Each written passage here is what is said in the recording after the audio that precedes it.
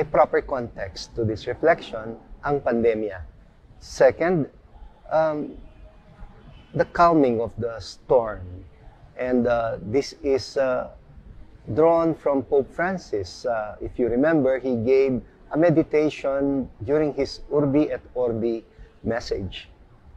And then the third is on faith and stillness. The fourth about panic and disaster. The fifth about Joseph and his sense of equanimity. The sixth is focused on the serenity of Jesus. And then the seventh, the last part of the meditation, is going to be about Elijah and Moses, and above all, about Jesus. So ito po ang magiging outline ng ating reflection. Let's start immediately with the context. How the pandemic is affecting all of us adversely. How the pandemic is affecting especially the mental health of many people around the world.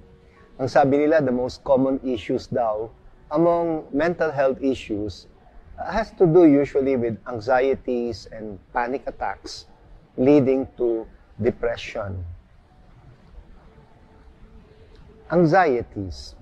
Ang mga pangamba natin, they usually come from fears, mga takot. Marami tayong ikinatatakot, lalo na sa panahong ito ng pandemya. Of course, una na sa lahat, ang takot na baka tayo mahawa, the fear of infection. And usually, not only for ourselves, most especially for our loved ones. Kaya ayaw natin na ma-expose tayo kasi baka maiuwi natin sa ating mga minamahal sa buhay, lalong-lalo na sa mga nakatatanda and those who are vulnerable, itong matinding virus na ito. Second is the fear of losing our loved ones. At alam natin ang pinagdaanan ng maraming mga kapatid natin na namatay dahil sa COVID-19. Nagkasakit sila at nag-isa sa loob ng ICU, namatay na nag-iisa at hindi man naipagmuksa ng mga kaanak. Usually, they are buried within 24 hours.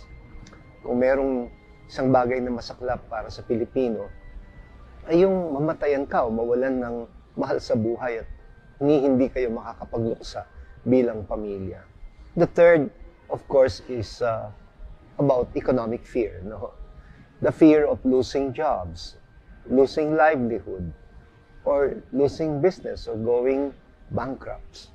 Alam natin talagang baldadong-baldado ngayon ang ating ekonomiya at hindi alam ng gobyerno kung paano mapaandar muli ang ating ekonomiya para makapagpatuloy sa paghahanap buhay ang mga tao. And this is becoming one of the big fears of many people.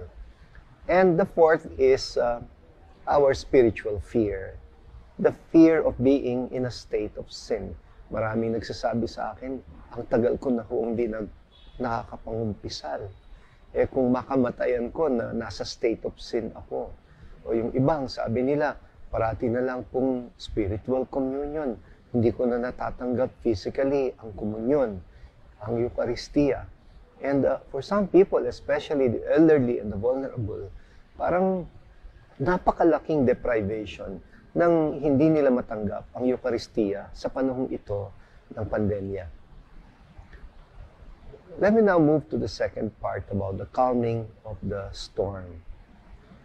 Si Pope Francis, ang ating inspirasyon para dito, hindi ho ba nagbigay siya ng kanyang Urbi et Orbi message at talagang tumawag pansin sa buong daigdig itong kanyang pagbibigay ng mensahe sa gitna ng St. Peter's Square na usually ho ay punong-puno ng mga tao, di ba? Pero nung araw na yon, mag-isa lang siya.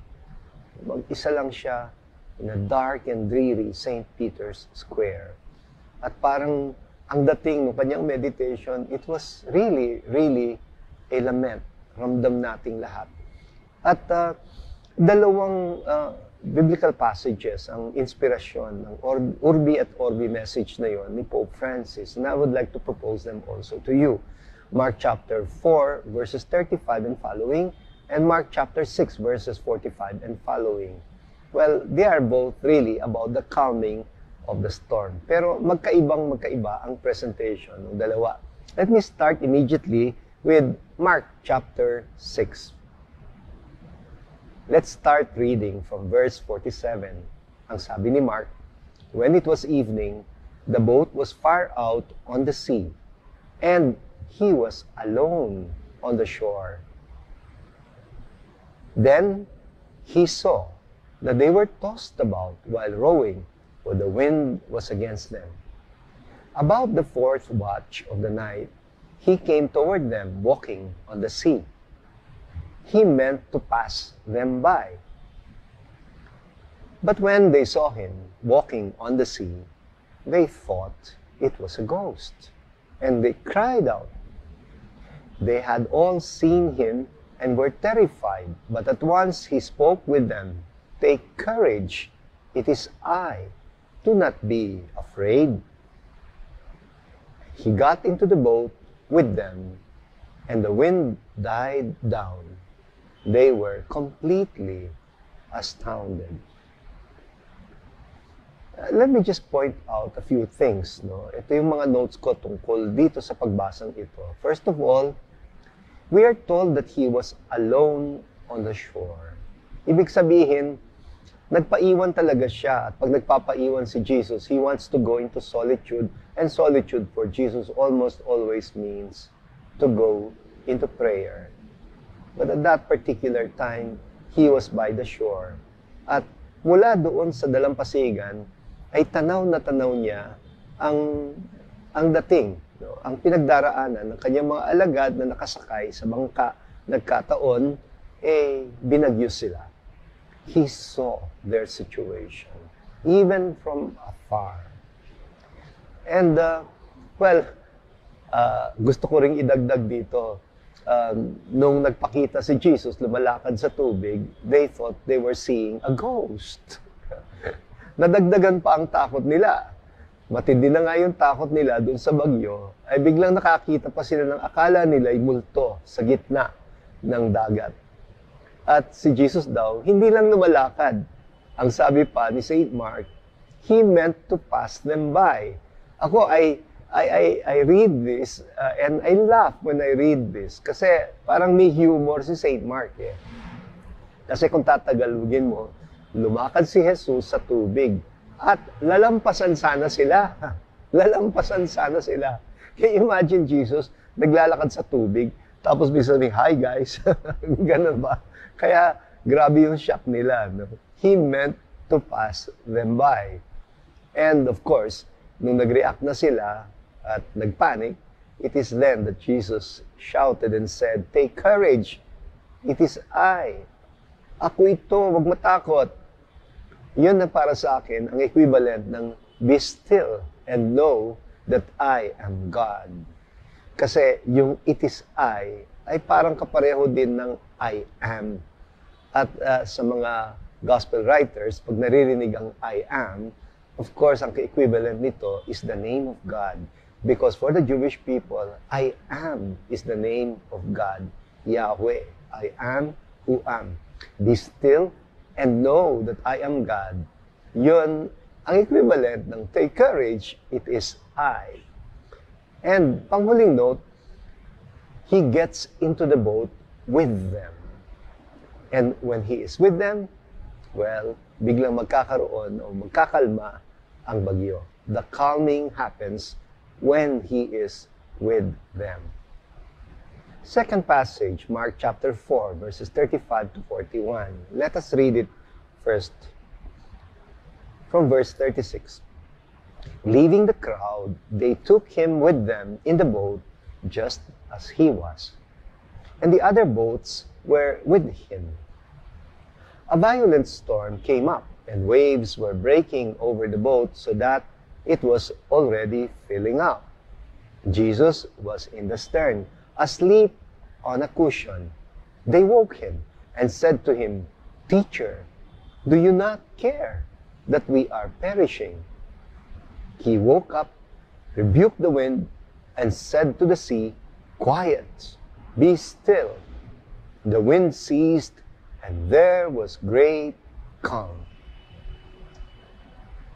Then he asked them, "Why are you terrified? Do you not yet have faith?" Do you not yet have faith? Let us reflect on this passage. No? Ito naman ay sa Mark chapter 4. Okay? So, take note, that sabi doon sa passage, they took him with them just as he was. Kasi ang context nito, nangaral si Jesus ng buong araw, pagod na pagod siya. And I imagine that after preaching to the people for a long time, he really felt tired.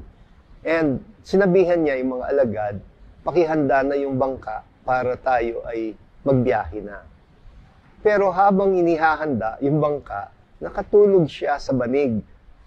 Probably sa ilalim ng isang punong kahoy.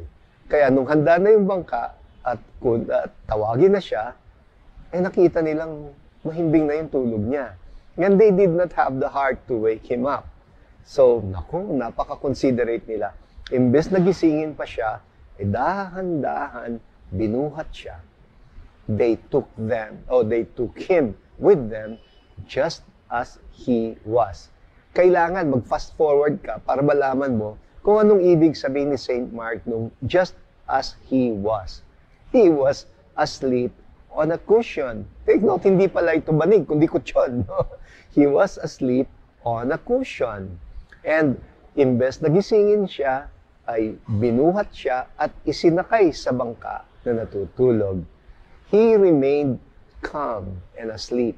Gustong-gusto ko yung image na yon, na yung stillness pala, yung calmness, doesn't always have to be always physically peaceful. Take note, it was in the middle of a storm na natutulog siya. Parang to be able to be calm, even in the midst of adversities. Parang ito yung gustong ituro ni Jesus sa kanyang mga alagad. And secondly, take note that he calmed the disciples by first calming the storm. Ang pinagalitan ni Jesus, hindi yung alagad niya, kundi yung hangin at yung mga alon. No? He says, "Quiet, be still." Saan ka ba naman nakakita? Ang sinaway niya ay ang dagat. Quiet, be still. And that is why the disciples were stunned. And after that, tsaka pa lang niya hinarap ang mga alagad. At doon nga, tinanong niya, "Why are you terrified? Do you not yet have faith?" Okay, now we take a look at the importance of faith. Fear and faith. Nako, related po yung dalawang yan. Faith is the antidote to fear. Faith is the key to achieving stillness. So we cannot be still if we do not have faith. Faith is the key to achieving stillness.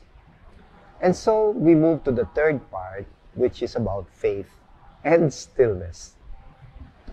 Alam niyo po, ang inspiration ko dito ay si Pope Benedict XVI naman. Si Pope Benedict XVI, ang ganda-ganda at ang simple-simple ng kanyang definition ng faith. Ang sabi niya, faith is the human response to God. Simula pa lang yun, no? Human response to God. Later on, i-elaborate niya that faith is the human response of love to the God who loved us first. Our response of love to God's love for us. Ang ganda nun, no? Ang simple-simple. Ibig sabihin, response lang yung faith natin. Kaya nga, paano tayo nakakasiguradong meron talaga tayong faith? How can we even respond to God with love if we have not yet been awakened to God's love for us? Let me repeat that. Kasi ang faith is a response of love to God's love for us. Paano ka magre-respond kung hindi ka pa na-awaken that God loves you? So baka wala tayong faith. At tama si Jesus when He questioned them, "Why are you terrified? Do you not yet have faith?" So, there is no faith without a prior realization of God's love for us. Baka kasi meron tayong religion, no? Pero baka wala pang faith. For as long as we're not yet able to respond to God's love for us, we cannot even say or claim na meron tayong faith. Well, God's love. God's love is the beginning of faith. And of course, saan pa ba tayo tutungo sa Biblia, kundi sa John 3:16, favorite ng mga evangelicals at Pentecostals, about the love of God for us. Ito daw ang pinaka-matinding magpalakas ng loob ng tao.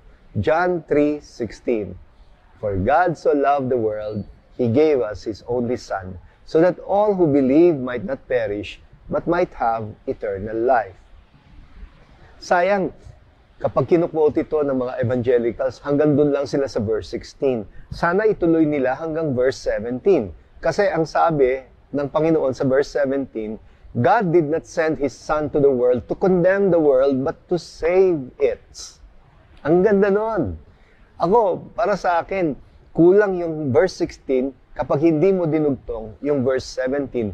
God did not send His Son to the world to condemn the world, but to save it. Meaning to say, God's business is never to condemn. Hindi trabaho ng Diyos, hindi misyon ng Diyos ang manghusga o manghatol. Kaya nga ang pangalan ng anak ng Diyos ay Jesus, galing sa Hebreyong Yeshua, Yehoshua, na ang ibig sabihin, ang Diyos ay nagliligtas.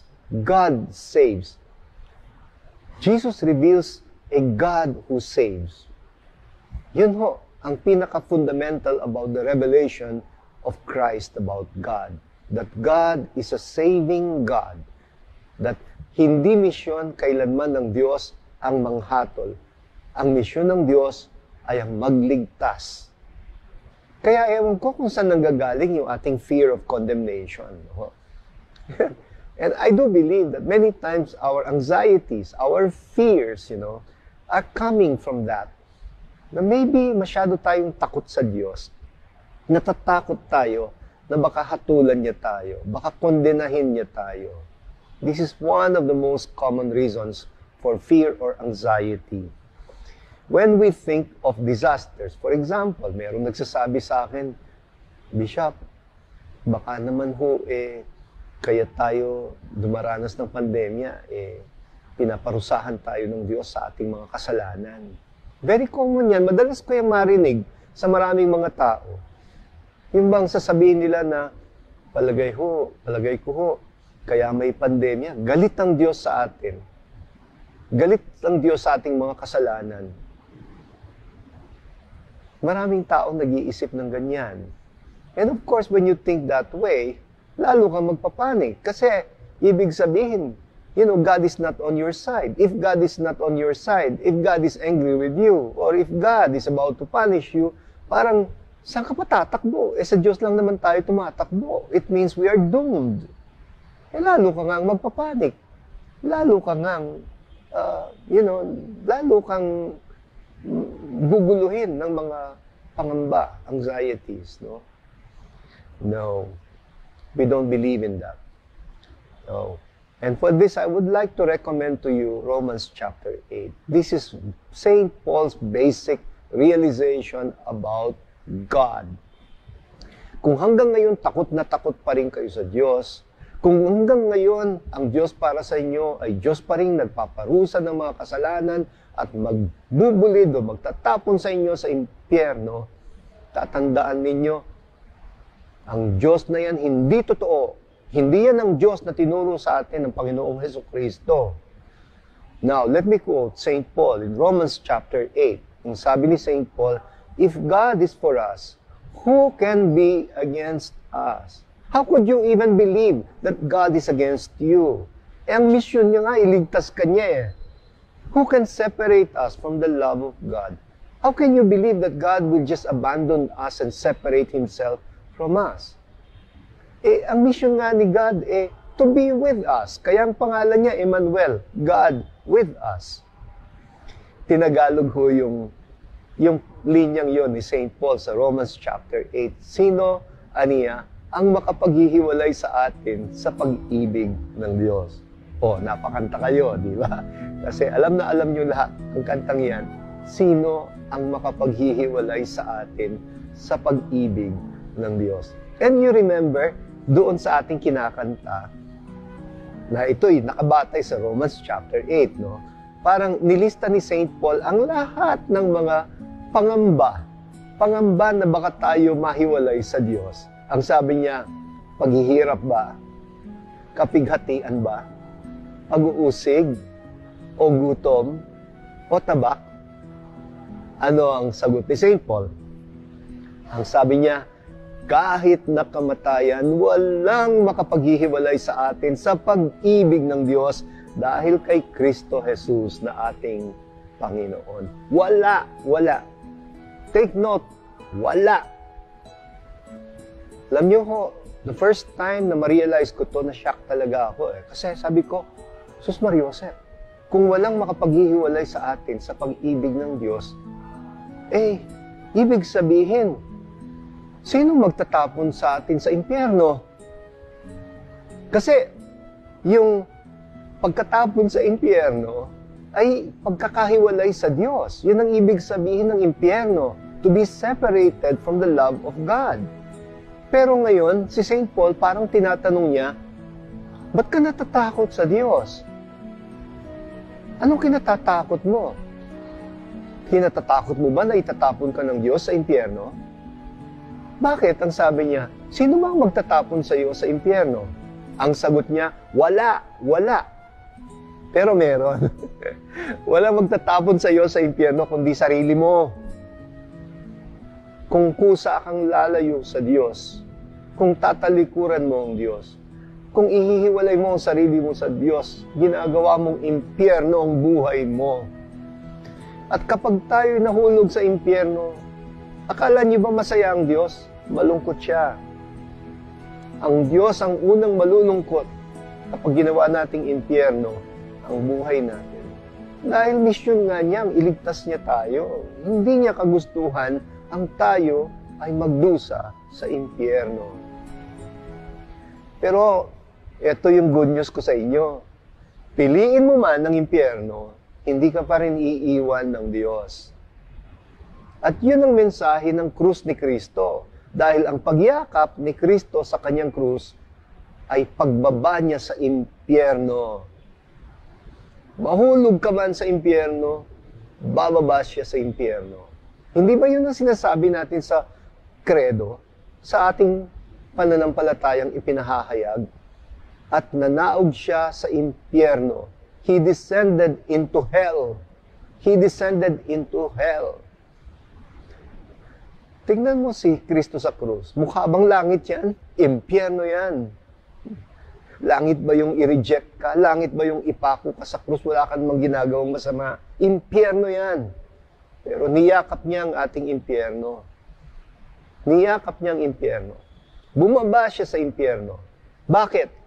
Upang hanguin niya ang mga nahuhulog sa impyerno. At upang mahangon niya ang mga nahuhulog sa impyerno, ano ang kanyang pantubos? Sarili niya, buhay niya, kamatayan niya. Kaya tama si St. Paul. Ang sabi niya, walang makapaghihiwalay sa atin sa pag-ibig ng Diyos. Kahit alam niyang meron. Kasi, sabi ko nga, tayo lang naman ang pwedeng maghiwalay sa ating sarili sa Diyos. Pero sabi niya ngayon, wala na. Kasi bababa din siya sa impyerno para hanguin niya tayo dahil sa pag-ibig ni Kristo Jesus na ating Panginoon. Alam niyo ho, i-recommend ko sa inyo na pakinggan niyong mabuti yung kantang Sana'y Wala ng Wakas. Sana'y Wala ng Wakas. Kikiusapan ko yung editor ng video na ito na i-clip niya yung part na yon, no? Kasi gusto kong pakinggan ninyo yung last part nung kantang yon, nung Sana'y Wala ng Wakas. Kasi ang ganda nung swak na swak siya dito sa ating reflection eh. Kasi ang sabi nung kanta, suffer for it. If he has to die for it, he will embrace the suffering and death. for love of you. Tama si St. John, for God so loved the world, He gave us His only Son. Okay, let us now move to the fourth part of this meditation about panic and disaster. Alam niyo po itong dalawang ito'y magkakambal. Panic and disaster are twin brothers. Magkakambal ang pangamba at pagkapahamak. Halos lahat ng mga taong napapahamak ay dahil sa pangamba. Pangamba. Ewan ko kung natatandaan pa ho ninyo, many years ago, nung masunog ang isang disco club sa Quezon City. At ang pangalan ng disco club na yon ay Ozone. Ang daming kabataan na namatay doon sa disco club na yon nung nasunog siya. It was so tragic, you know. And they were just enjoying themselves, no? Pero alam niyo ho, yun ang problema. Ang tao kapag pinangunahan ng pangamba, takot, ay nawawala sa sarili. Kapag tayo'y nagpanic, no? When we are paralyzed by anxiety, naku, hindi na natin alam ang gagawin natin. Totoo ba na walang exit doors doon sa Ozone Disco Club? Hindi pala totoo yun. Mayroong mga exit doors, pero mali yung exit doors nila. May mga exit doors, pero ngayon ayon sa batas, pag mayroong exit door, dapat bubukas siya papalabas, hindi papaloob. Bubukas siya papalabas. Meron silang exit doors na malalaki, pero hindi bumubukas. Bakit? Kasi they were all pushing it when somebody should have stepped back and said, let us pull it. But they were all pushing one another hanggang sa mga katawan nila ay naipon, tumutulak doon sa pintuan na mabubuksan kung hahatakin nila. Pero ewan ko lang, ang daling sabihin, kung ikaw man ang nandun sa kalagayan nila, na talagang nasusuffocate ka na sa usok at pinangunahan ka na ng takot. Ewan ko lang kung maiisip mo pa ang to step back para hatakin yung pintuan. Wala na sa sarili. Merong isa pang kwento, mas interesting to. Dalawang madre sa isang barkong lumulubog. Noon daw papalubog na yung barko, may dalawang madre, at itong dalawang madreng ito were recorded as saving many lives. Tapos na-interview sila ng media. Tinanong ng media, sisters, eksperto ba kayong lumangoy? Ang sabi ng sisters, hindi nga ho, hindi kami marunong lumangoy. Nagulat yung media, sabi, bakit? Ayon sa ulat, daan-daang mga katao yung mga nailigtas ninyo. Ang sagot nila, hindi naman po kami ang nagligtas, ang Panginoon ang nagligtas. Tapos kinuwento nila. Noon daw, biglang parang nasusunog yung barko, yung pinakadulo ng barko, at parang may pumutok at nagsimula ng lumubog ang barko. Alam niyo, hindi naman biglang lulubog ang barko na minsanan. Matagal-tagal din yun, no? Nung malaman ng taong tumatagilid na yung barko, abay nagsipagpanik ang mga tao. At sa grabing takot nila at pangamba, naglundagan sila sa dagat. Naglundagan, wala naman silang mga life vests, no? Wala naman silang suot na salbabida. Kaya marami sa kanila ay nangalunod. Ngayon, itong dalawang madre, dahil takot din sila, ang ginawa nila, tumabi sila. Tumabi sila doon sa isang lugar na parang tingin nila ay secure at nagdasal sila ng rosaryo. Meron pa nga daw mga bata at matatanda na naglapitan doon sa dalawang madre. Sabi, sister, iligtas niyo po kami. Ang sabi nila, halika kayo, sumama kayo, magdasal tayo. At alam niyo, ang dinasal nila, rosaryo. At alam niyo naman ang rosary, di ba? Paulit-ulit. Habang inuulit-ulit nila, yung Hail Mary at Holy Mary, abay, kumalma ba naman sila? At nung kumalma sila, nagsimula na nilang marinig ang mga instructions. Doon pala sa barko, mayroong recorded instruction. At kapag papalubog ang barko, uulit-ulit lang yung recording na magpapaliwanag sa mga tao kung saan makukuha ang mga salbabida at kung paano ibababa yung mga escape boats. Aba, sila lang ang nakinig ng mabuti. At yung mga madre, nagdasal sila ng rosary. Sa tingin ko, palagay ko, sa kauulit nila ng rosaryo, kumalma sila. Nawalan takot nila at mga pangamba, luminaw ang isip, kaya kahit kakaunti sila, nanalo pa rin sila sa digmaang iyon. Now we move to the fifth point. And for the fifth point, gusto kong pagkuhanan ng inspirasyon si Joseph. And I'm not talking about Saint Joseph of the New Testament. I am talking rather of Joseph, the son of Jacob, Joseph, the dreamer. Ito po ay nasa Genesis chapters 37 to 50. Can you imagine? Can you imagine being so hated by your envious brothers? They want to kill you. Grabe, no? Can you imagine being sold as a slave and being separated from your family and from your country? Kung may isang taong napakadaming trahedya na pinagdaanan sa buhay, ay itong si Joseph, the dreamer. Pero alam niyo ba, itong Joseph na ito, he turned every crisis into an opportunity. What could have led to a breakdown always led to a breakthrough. Ano ang kanyang secret? Same. Be still. Be still.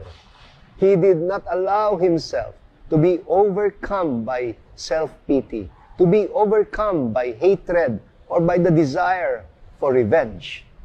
Siguro kung ako nasa kalagayan niya, nagngit-ngit na ako, baka siguro inisip mo na makikita ninyo, gaganti ako, bukas luluhod ang mga tala. But, anong sikreto ni Joseph? How did he turn a crisis into an opportunity? How did he turn a breakdown into a breakthrough? Well, ang secret niya ay yung tinatawag sa English na equanimity. Mas malapit siya sa be still. Equanimity. In the midst of adversity, he developed a sense of spiritual equanimity. Bakit? Because he was a man of faith. Kaya siya tinatawag na Joseph the Dreamer. Because he listened to God. God was speaking to Joseph in his dreams. So I'd like to believe that Joseph survived all these adversities because he was a man of prayer. So, merong isang prayer na i-recommend ako para sa inyong lahat. Lalo-lalo na yung nagsasuffer ng maraming mga anxieties, mga pangamba sa buhay. And this is, well, you know this prayer better as the prayer for serenity. Pero tatawagin ko siyang prayer for equanimity. Maganda rin ang applicability nito doon sa meditation on be still. Ang sabi ng prayer, kasi tatlong bagay ang nire-request ng nagdadasal. Ang sabi niya, God, grant me the serenity to accept the things I cannot change. The courage to change the things I can. And the wisdom to know the difference. Let me repeat that. Kaya tinawag kong prayer of equanimity. Kasi parang equanimity is expressed in three ways. Serenity, courage, and wisdom. Tatlong bagay na kailangan natin sa ating buhay in order to be still. Number one, serenity. God, grant me the serenity to accept the things I cannot change. Kasi kung pilit nating binabago, ang mga bagong hindi na natin mabago, ay mas lalo tayong magiging anxious. Mas lalong titindi ang ating pangamba at ang ating depression. Kasi, why will you try to change things that you cannot change anymore? So, there what you need is the gift of serenity to accept it, no? The gift of acceptance. Pangalawa, courage. The courage to change the things I can. Baka naman kasi ina-accept mo na kagad na akala mo wala ka nang magagawa. Yun pala, may magagawa ka naman. All you need is courage. And some people are immobilized. Some people are paralyzed, not because they cannot change things, but because, they do not have the courage. Sira ang loob. Kapag wasak ang loob mo, lalo ka nang walang magagawa. Di ba sabi ng nakatatanda, masira ng lahat sa'yo, wag lang ang loob mo. And the third is the wisdom. The wisdom to know the difference. No? Etong wisdom na ito is the capacity for discernment. Kasi, kailangan may wisdom tayo to know the difference between accepting things we cannot change and changing the things that we can. Sabi ko nga, huwag mong ipagpilitang baguhin kung di mo na mabago. Pero huwag mo munang tatanggapin na hindi mo na mabago kung kaya mo pang baguhin at kulang ka lang sa lakas ng loob. Serenity, courage, and wisdom. These are the fruits of prayer. Mga bunga ng panalangin. And now we move to point number 6. Point number 6 is about Jesus and prayer. You might be wondering why Jesus was a man of so much serenity, courage, and wisdom. Well, simple lang ang sagot. Because he was a man of prayer. The key, ang susi behind the serenity, courage, and wisdom of Jesus was always prayer. If there was one thing in his life that he would never let go of, it was prayer. Kahit mahaba pa yung trabaho niya, kahit pagod na siya, gigising pa rin siya ng maaga to be by himself in a deserted place in order to enter into communion with his Father. Prayer. He would go into solitude, but solitude for him was never loneliness, because in solitude, Jesus relished the presence of his Father, communion. Prayer connected Jesus to his Father, and it was prayer that kept him still. Kaya kung ibig natin matuklasan how to be still sa gitna ng mga anxieties ng buhay natin, one word lang, prayer. Prayer. Connect with the Father. So, 4 na punto about prayer. Number 1, prayer kept him serene, even in the face of rejection. Nako, talagang nagpapanik tayo pag nare-reject tayo. And I would like to recommend that scene sa Luke chapter 4, verses 28 to 30. Remember that time, umuwi siya sa kanyang sariling bayan and he was rejected. Ni-reject siya ng kanyang mga kababayan. Let us read that part. Ang sabi sa verse 28 ng Luke chapter 4, filled with fury, the people rose up and drove him out of the town to hurl him down the cliff, no? To hurl him down the hill headlong. Can you imagine? Pinagtulakan na siya para ihulog siya sa bangin. But look what Jesus does. Sa susunod na verse, ang sabi, but Jesus passed through the midst of them and went away. Wow! Parang mga asong ulol na yung kanyang mga kababayan. Pero he did not lose his cool. Imbes na tumakbo siya, humarap siya sa kanila. Hindi siya nagtatakbo. Lumakad lang siya ng marahan. Sa gitna nila. And nashock sila. So, sila yung tumabi. And then, he went away. You know, sabi nila, kung gusto mong lapain ka ng asong ulol, tumakbo ka. Kung kailan ka natatakot at tumatakbo, mas lalong nagiging agresibo yung asong ulol. Pero cool ka lang, huminto ka, tignan mo siya ng mata sa mata, makikita mo, maya-maya, mapapakalma mo kahit asong ulol. Another scene was the rejection by the Samaritans in Luke chapter 9, verses 51 to 55. Naglalakbay daw sina Jesus kasama ang kanyang mga alagad. Ang shortcut from Galilee to Judea was Samaria. Ang problema, kontrabidang mga Samaritans sa buhay ng mga Hudyo.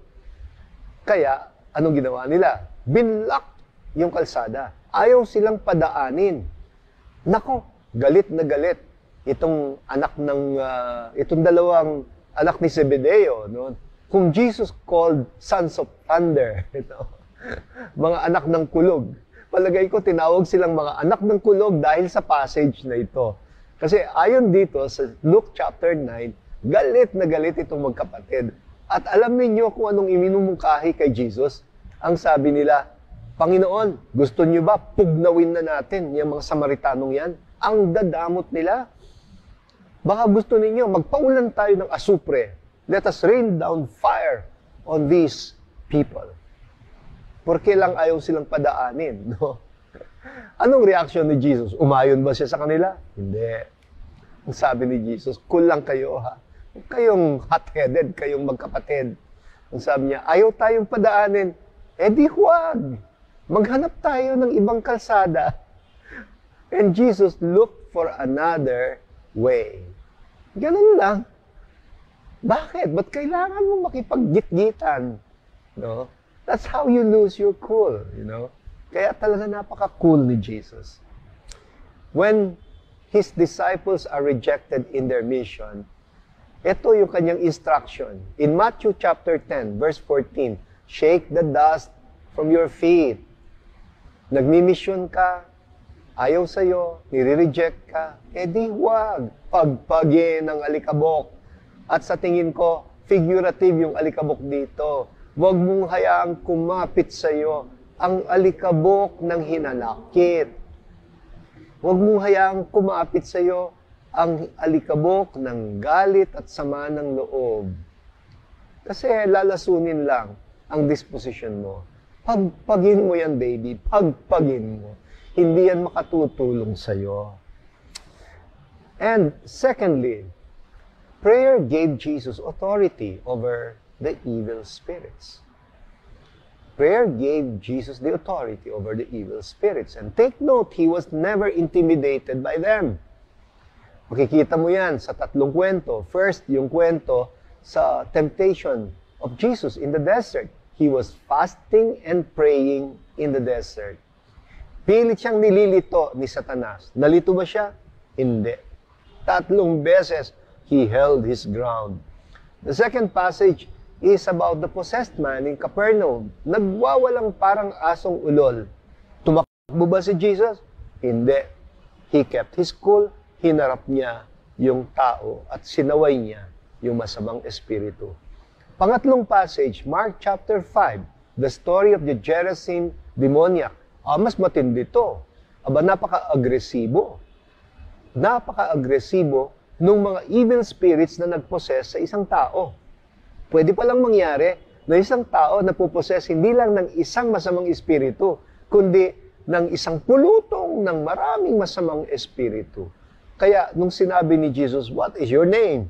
Sagot ba naman nila, Legion, because there are thousands of us, there are hundreds of us inside. Akala nila may intimidate si Jesus. Sabi niya, get out. At lumabas sila. Thirdly, prayer gave him the power to heal. The power to heal. Alam niyo, tingnan ninyo yung mga healing stories. Usually, they are preceded by a time of prayer. Like yung story sa Mark chapter 1, verse 35. Yung story of the healing of the leper. Doon, malinaw na malinaw, umakyat muna sa bundok si Jesus. Pumunta siya sa isang ilang na lugar. And do not forget, sa mga ilang na lugar din nagtatago ang mga ketongin because they are outcasts, because they are rejected by society. Now, Jesus went to places of solitude, not because he was rejected, but because he went into prayer. Yun ang opportunity niya to pray, to enter into communion with his Father. At parang matinding lakas ang dinudulot sa kanya ng kanyang pananalangin. At paglabas niya sa panalangin, parang umaapaw siya sa grasya. Kaya, nung lapitan siya, nung ketongin, hindi siya tumakbo. Most other Jewish people would be afraid of the lepers. Pero, ang sabi nung ketongin, kung gusto niyo lamang, ako po'y magagawa ninyong malinis. And Jesus said, I do will it be made clean. Fourthly, prayer makes us beautiful. Prayer made Jesus transfigure. Baka hindi nyo napapansin, if you're serious in your life of prayer, something is transformed about you.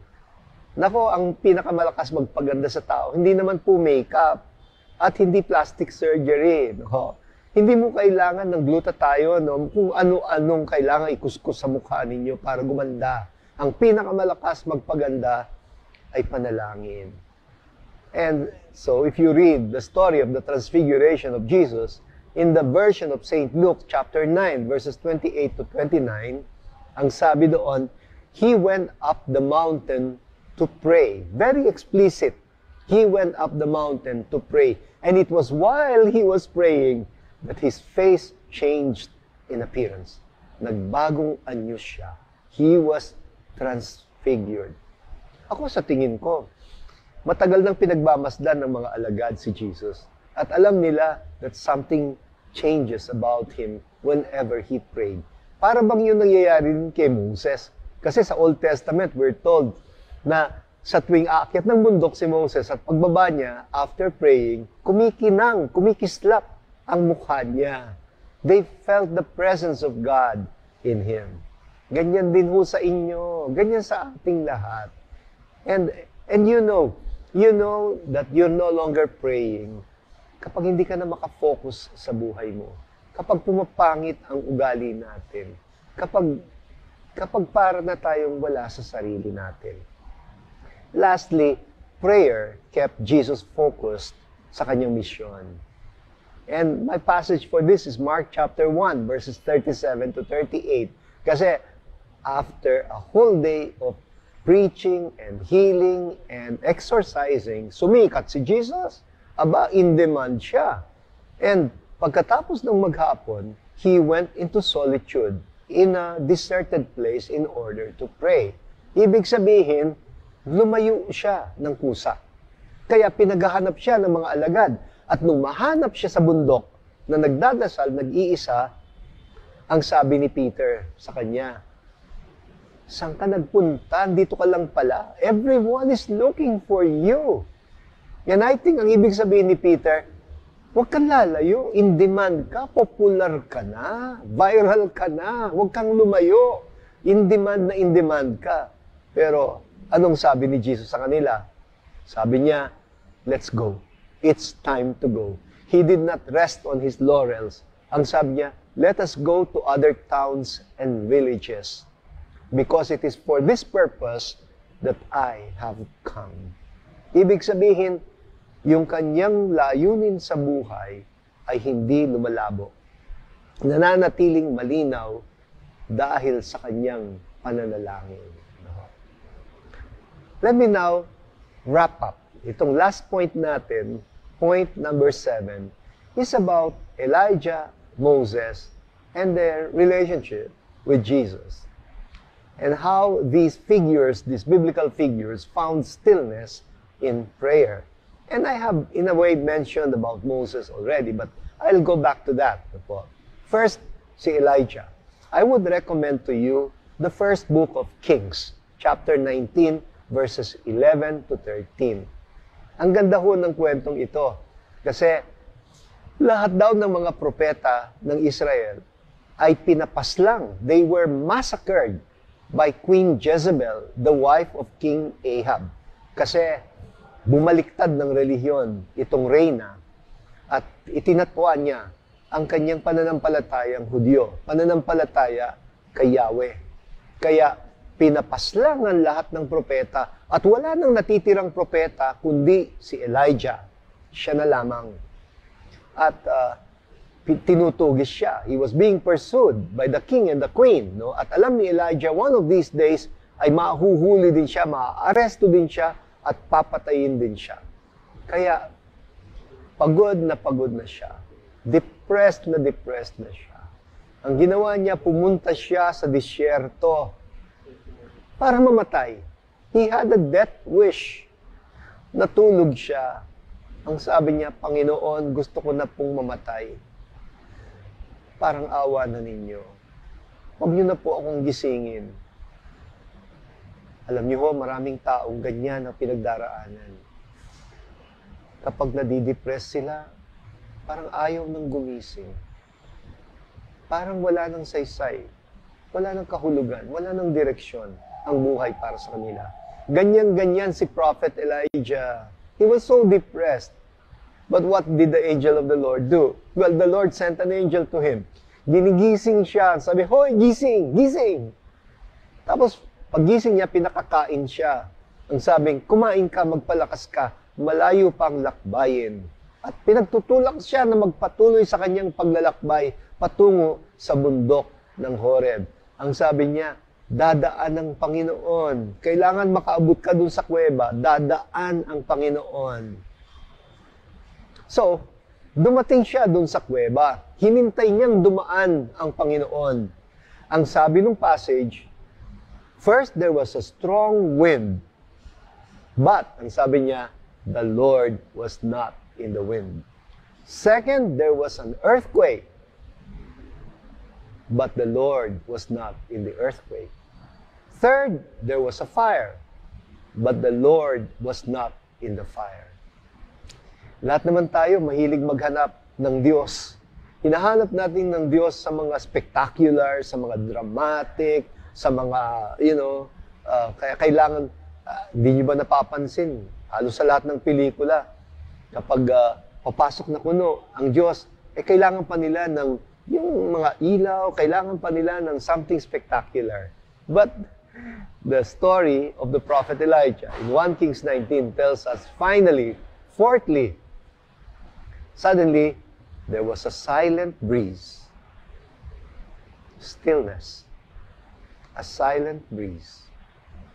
And tinakpan ni Elijah yung mukha niya at narinig niya ang Diyos at ang sabi ng Panginoon sa kanya, what are you doing here, Elijah? Secondly, we go to Moses. And I would recommend Exodus chapter 2, verse 11 until chapter 3, verse 10. Kasi dumanas din ng krisis si Moses. No? If you remember, nung lumilinaw na kay Moses kung anong kanyang identity, unti-unti nararamdaman na niya yung matinding malasakit para sa mga Hebreyong alipin. Minsan pa nga, sa pagtatanggol niya ng isang Hebreyong alipin, napaaway siya at nakapatay siya ng isang Egyptian taskmaster. I think it was the reason why Moses ran away. Moses ran away. He went into flight. Tumakbo siya, lumayo siya, nagpakalayo-layo siya. Bakit? Ayaw niya yung nararamdaman niya. And so one day, he found himself in Midian. Nag-asawa siya, nagkaanak siya, may trabaho na siya, tahimik na ang buhay niya. Malayong-malayo na sa Egypt. Until one day, in the stillness of the wilderness, habang nagpapastol siya ng mga tupa sa katahimikan, biglang nakakita siya ng isang punong kahoy na nagliliyab, a burning bush. And he went close to the burning bush, and God spoke to him. Ang sabi niya, Moses, Moses, come no nearer. Remove the sandals from your feet because you're standing on holy ground.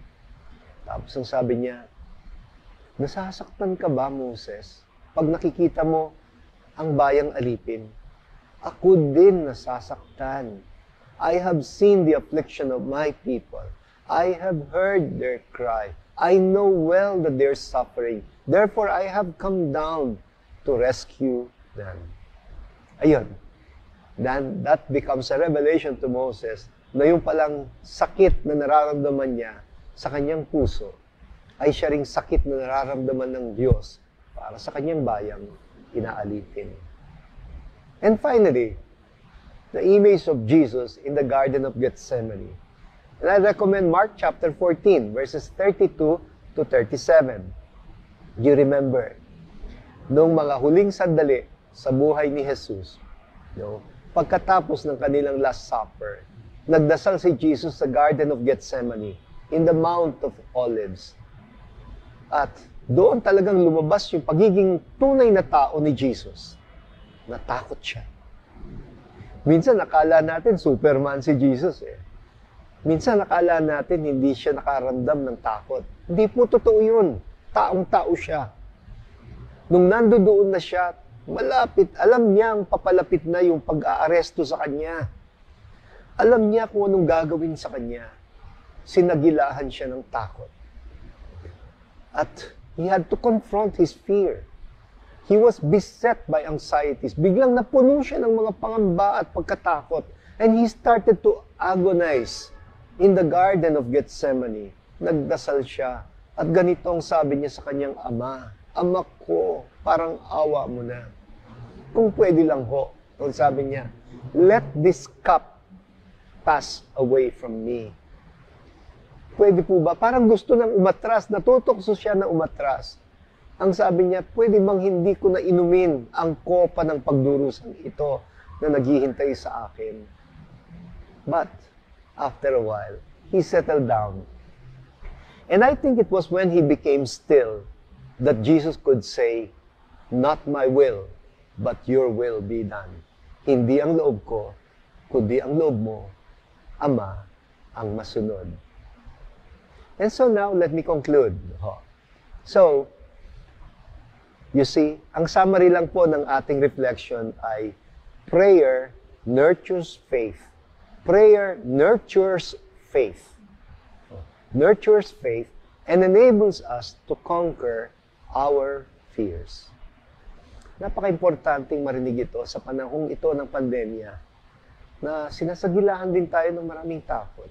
Napupuno din ng mga pangamba at pagkatakot ang ating mga puso, isip at kaluluwa. Minsan hindi tayo makatulog, hindi tayo mapakali, nababalisa tayo. This is the perfect time to learn the discipline of prayer. Prayer nurtures faith. Di ba sinabi ko kanina, faith is the human response of love to the God who loved us first. Ito ang tugon ng pag-ibig sa Diyos na unang umibig sa atin.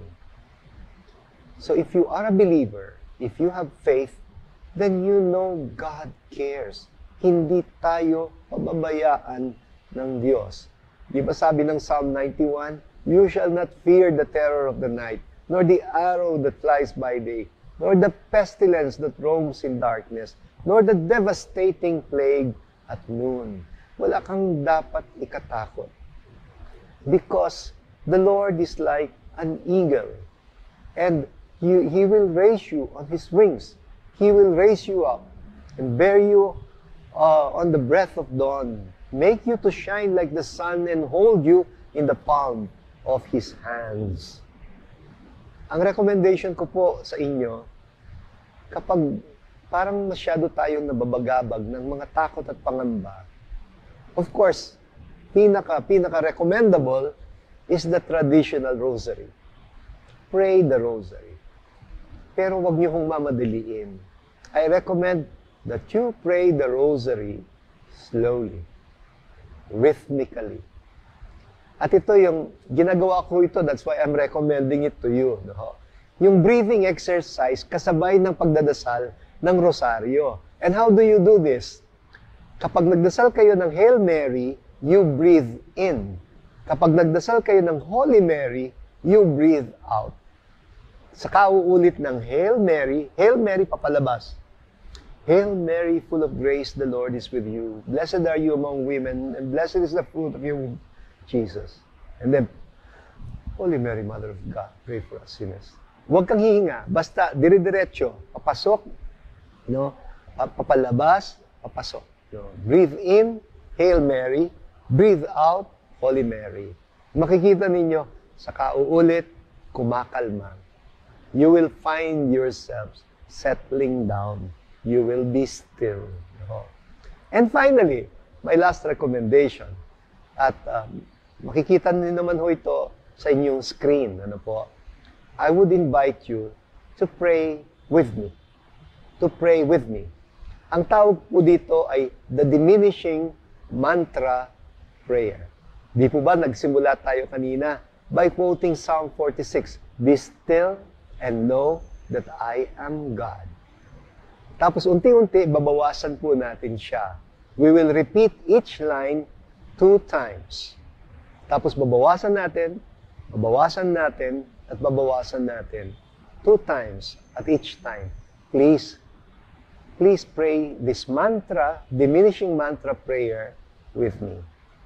So settle down muna po tayo. Feet flat on the ground. Sit up straight. Ituwid ninyo ang likod ninyo. Huminga ng malalim.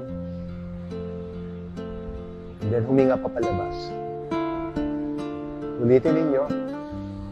Huminga ng malalim. Huminga papalabas.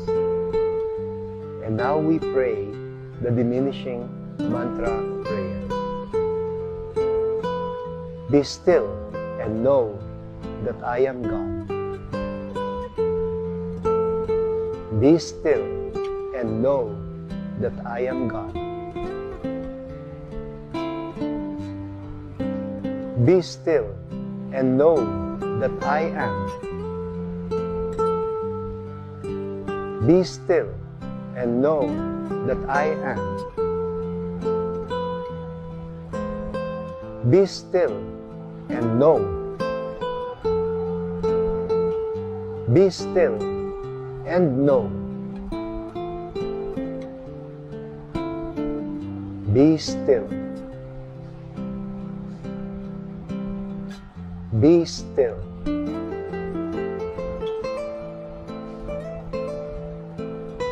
Be.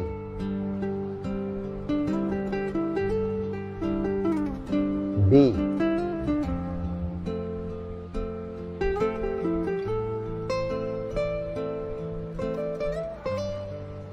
At dito po nagtatapos itong meditation na ito on Be Still. Ito po si Bishop Ambo David, Obispo ng Diocese of Caloocan. It has been a pleasure sharing with you.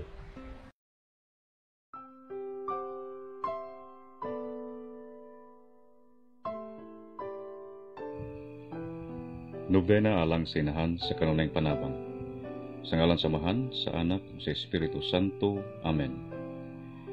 Mga igsuon, aniya kita atubangan sa larawan sa atong inahan sa kanunayng panabang, aron pagdaig ug pagpasalamat sa Dios, atong Amahan, tungod sa grasya nga iyang gihatag kanato pinaagi sa pangalian ni Maria. Sa makausapa, atong angyoon ang atong inahan sa pagampo alang kanato. Kitang tanan, o inahan sa kanunayng panabang, tan-awa kaming imong mga anak. Among himaya nga kami imong mga anak, ug kalipay namo ang pagtawag kanimo nga among inahan. Apan daghan pa kaayo kami ug kulang. Busa, midangop kami kanimo among inahan. Andam ikaw kanunay sa pagdawat bisan unsay among kahimtang karon. Aron pagdasig kanamo sa pagdugang, pagpaningkamot, sa pagkamaayo, bisan pa sa tanang mga pagtintal ug sa among kahuyang. Sa among pagtan-aw sa imong larawan, nahinumdum kami sa imong kinabuhi dinhi sa kalibutan. Nahiagom ka sa daghang mga krus ug mga pagsulay, apan naantigo ka sa pagsagubang kanila. May pagtuo ka o pagsalig sa Dios. Nagsalig ka sa iyang mahigugmaon ug amahanon nga kaayo. Tabangi kami sa pagsunod kanimo. Nahiagom usab kami sa mga pagsulay ug kagul-anan. Sa makadaghan, naguol kami og nalibog. Tagai kami sa kaisog. Liguna ang among pagtuo. Tabangi kami sa pagpadayon sa dugang pagpaningkamot. Sa higayon nga kawad-an kami sa paglaom. Sa imong pagbarog sa tiilan sa krus, nalibog ug naglisod ka sa pagsabot ngano nga mitugot man ang Dios ngang iyang anak nagantos sa ingon nga kasakit. Apan bisan pa niana, wala gayud ikaw kawad-i sa pagtuo.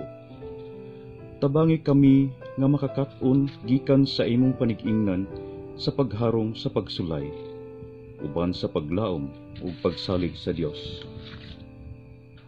Usahay may gugmaong inahan, hilabihan ang among kaguol tungod sa among mga suliran.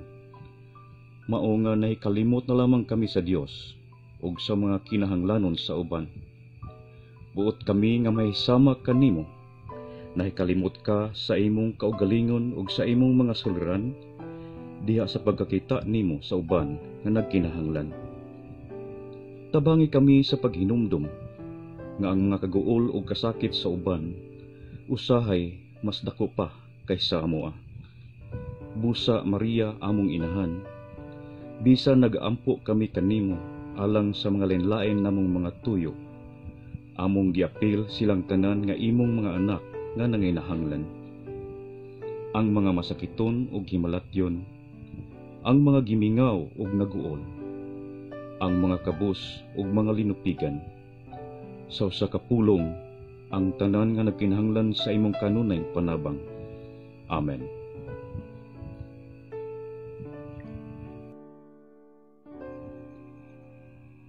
Katilingbanong pag-ampo. Inahan namo sa kanunay panabang, kaming imong mga anak nagsangpit kanimo.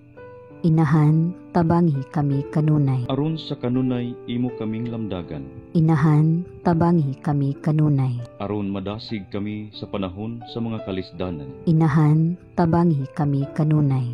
Aron makita namo unsay gipasabot sa mga kalipay ug mga kasakit sa kinabuhi. Inahan, tabangi kami kanunay. Aron ang among pagsalig sa Dios makadasig usab sa uban. Inahan, tabangi kami kanunay. Sa panahon nga maglisod kami sa paghukom, unsay among buhaton. Inahan, tabangi kami kanunay. Kung pangayuan kami og sakripisyo alang sa kayuhan sa uban. Inahan, tabangi kami kanunay. Kung may makapahiubos kanamo ug matintal kami sa pagpanimalos. Inahan, tabangi kami kanunay. Sa panahon nga dunay masakit sa among banay. Inahan, tabangi kami kanunay. Sa among kaguol tungod sa kawadon. Inahan, tabangi kami kanunay. Kung saypon kami sa pagsabot sa mga tao nga among gihigugma. Inahan, tabangi kami kanunay. Sa pagtabang namo sa mga batan-on aron mosalig sa ilang kaugalingon ug aron mahimo silang mga tawo nga responsable. Inahan, tabangi kami kanunay. Sa panahon sa pagpatalinghog kung ang Dios magtawag kanamo sa pagkapari o pagkarelihiyoso, labi na sa pagkaredentorista. Inahan, tabangi kami kanunay. Sa among pagpili sa mga lingaw-lingaw ug lilinghayaw. Inahan, tabangi kami kanunay. Aron sa among pagkaginikanan, makakat-on kami sa pagsabot sa among nagtubo nga mga anak.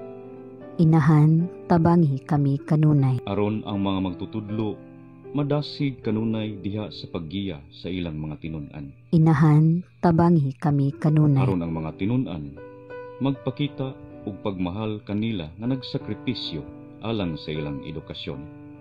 Inahan, tabangi kami kanunay. Aron dili kami modangop sa mga drugs o ilimnon alang sa paglingkawas sa mga suliran sa kinabuhi. Inahan, tabangi kami kanunay. Aron sa among pagpaningkamot sa pagpanginabuhi, gamiton namo kanunay ang matarong nga paagi.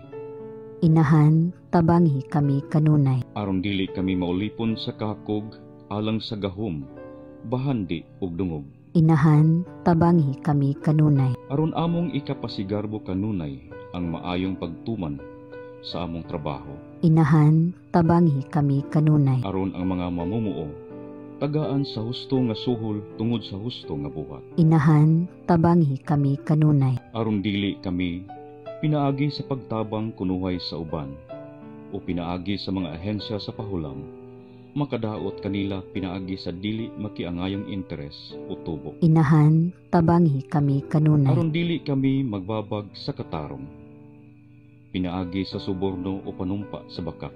Inahan, tabangi kami kanunay. Aron dili lamang ang among kagalingong kaayuhan ang among hunahunaon diha sa among pag-alagad sa katilingban o pagbutar.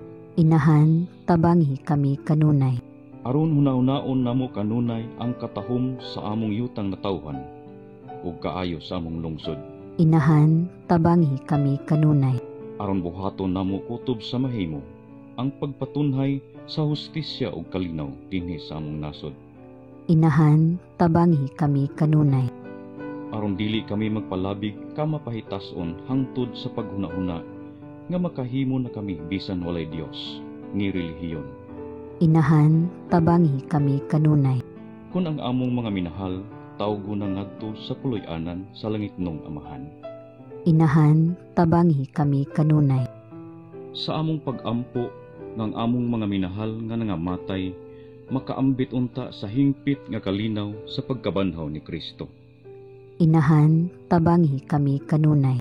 Alang sa nagkalainlaing mga tuyo, labi na kadtong gipadala karong simanaha. Inahan, tabangi kami kanunay. Kitang tanan, Santa Maria, nagatabang ka kanunay sa tanan nga nanginahanglan. Naglipay ka sa mga naguol. Nagdasig ka sa nawad-an sa paglaom. Ug nagtabang kanila aron magpuyog maayong kinabuhi nga Kristohanon. Ubani kami sa among pagpangayo sa Amahan, aron tultulan ug agakon kami niya. Pag-ampo sa pasalamat. Ato karong pasalamatan ang atong inahan sa kanunayng panabang, sa kayuhan nga atong nadawat pinaagi sa iyang pangaliya. Uban kaniya, atong pasalamatan ng Dios nga tuburan sa tanang grasya. Kitang tanan, o inahan sa kanunayng panabang, kuyog kami kanimo uban sa mapasalamaton nga mga kasing-kasing, aron pagpasalamat sa Dios tungod sa tanang mga kaayuhan nga iyang gibuhat alang kanamo. O Dios among magbubuhat, nagapasalamat kami kanimo tungod sa kinabuhi ug tungod sa mga gasa sa kinaiya. Ang among mga balatian ug mga galamhan, ang among mga kahibalo ug kaantiguhan. Nagapasalamat kami kanimo tungod sa imong pagbuhat kanamo, sa imong larawan ug kasamahan, ug tungod sa imong paghatag kanamo niining kalibutan aron among gamiton ug ugmaron, aron among panalipdan ug atimanon. Bisan pa sa among mga kapakyasan, nagapadayon ka sa pagpakita sa imong gugma kanamo karong adlaw. Pinagi sa pagpalambo sa kinabuhi sa imong espiritu dinhi kanamo. Sa katapusan, nagapasalamat kami kanimo nga higugmaong Amahan, tungod sa paghatag nimo kanamo kang Maria, inahan sa imong anak, nga maamong inahan sa kanunayng panabang. Mapasalamaton kami tungod sa tanang mga kaayuhan nga among nadawat pinaagi sa iyang pangaliya. Nagaampo kami nga kadtong nangagi nga mga hatag, magdasig kanamo sa pagdugang sa among pagsalig sa imong mahigugmaong kaluoy, o sa pagpangayo sa hinabang sa among inahan sa kanunayng panabang. Amen. Ama namo nga nasa langit, pagdaygon ang imong ngalan. Umabot ka namo ang imong gingharian, matuman ang imong pagbuot dinhi sa yuta maingon sa langit. Ang kalan namo sa matag adlaw, ihatag ka namo karong adlaw. Pasayloa kami sa among mga sala, ingon nga nagapasaylo kami sa mga nakasala kanamo. Ug dili mo kami itugyan sa panulay, hinunua luwasa kami sa dautan. Amen. Maghimaya ka Maria, puno ka sa grasya, ang Ginoo anak kanimo. Bulahan ka sa mga babaye nga tanan, ug bulahan manusab ang bunga sa tiyan mo nga si Jesus. Santa Maria, inahan ka sa Dios, iampo mo kaming mga makasasala, karon ug sa oras sa among ikamatay. Amen. Himaya, samahan sa Anak ug sa Espiritu Santo. Maingon sa sinugdan, karon ug sa gihapon ug sa mga katuigan nga walay katapusan. Amen. Sa ngalan samahan sa Anak ug sa Espiritu Santo. Amen.